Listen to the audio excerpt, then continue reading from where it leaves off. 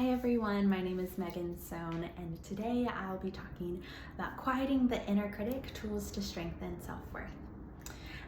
So in terms of what the inner critic is, the inner critic is that part of your mind that speaks to you in a critical, blaming, or perfectionist way.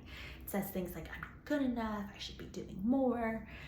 And our inner critic sometimes can be helpful, but it becomes a problem when that inner critic is in the driver's seat of our life, when it's the dominant voice, or for some people it's even the only voice that they hear in their head, and they equate all the things it says as truth. And the result of this can be anxiety, depression, a really low view of yourself, a lot of guilt, a lot of shame, burnout, on and on it goes. And so it's really serious when the inner critic is too big of a force in our lives.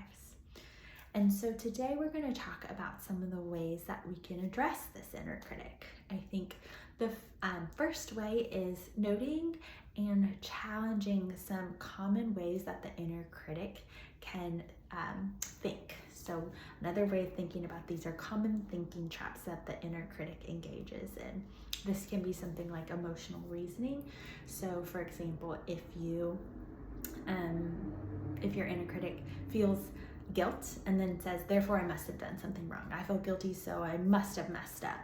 And so gently challenging that up, just because I feel guilty doesn't actually mean that I did something wrong. Or it can be minimizing positives. Maybe your inner critic never really absorbs and notes the compliments you receive or the things you're doing well. And so a way of gently challenging that is by intentionally noticing those things.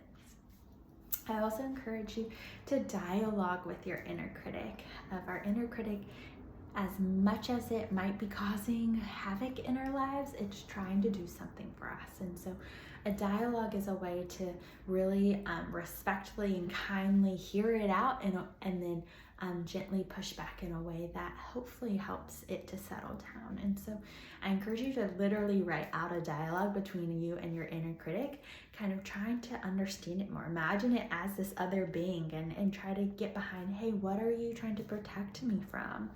What's important to you that I hear your message? And then letting it know, hey, here's the impact of what's happening.